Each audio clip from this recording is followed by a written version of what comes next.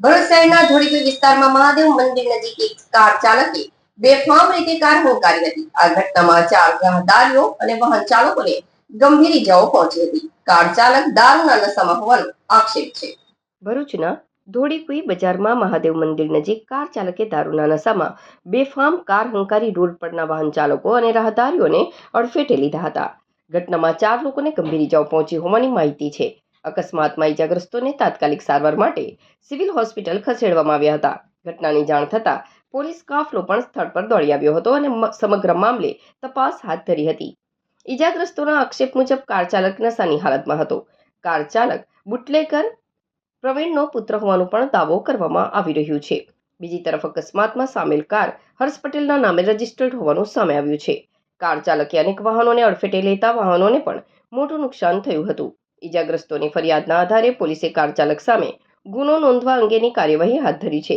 ગુજરાતમાં દારૂબંધી હોવા છતાં જાહેર માર્ગ પર નશાની હાલતમાં વાહન ચલાવવાના આક્ષેપને પગલે પોલીસની કામગીરી સામે પણ સવાલો ઉઠ્યા છે. જાહેર માર્ગો પર નશાના વાહન ચલાવતા લોકો સામે વધુ કડક કાર્યવાહી કરવાની માંગ ઉઠી છે. નામ વૈશ્વિક દેસાઈ છે. હું મારી કંપની BSM ફર્મેનેકથી રિટર્ન થતો હતો અને રસ્તામાં ટ્રાફિક વધુ હોવાના કારણે હું મારા ફ્રેન્ડની પાછળ બાઇક પર બેસીને આવતો હતો. રસ્તામાં પાણીનો બોટલ લેવા માટે ઊભા રહ્યા અમે, અને પાણીનો બોટલ લેતાની સાથે જ સામેથી એક બલેનો ગાડી આવી જે અમને ઉડાવી અને મારા ઘૂંટણ પર બંને ઘૂંટણ પર વાગ્યું છે. તો સૌથી પહેલાં અમે ત્યાં જેવો પડ્યો હું ત્યાં 2 જણાએ મને ઉઠાવ્યો.